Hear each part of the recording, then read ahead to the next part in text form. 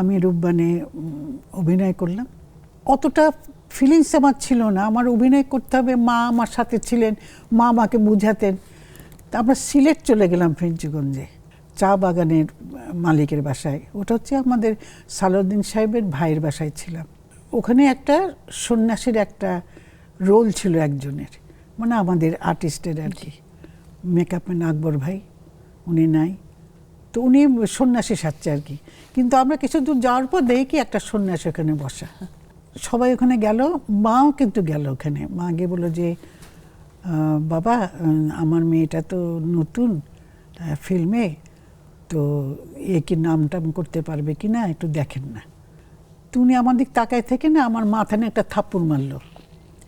থাপ্পড় মেরে বললো যে যা, অনেক লোক হবে, অনেক লোক হবে। তো যাই হোক, ওই সন্ন্যাসী কথাটা লেগে গেছে আর কি। হ্যাঁ।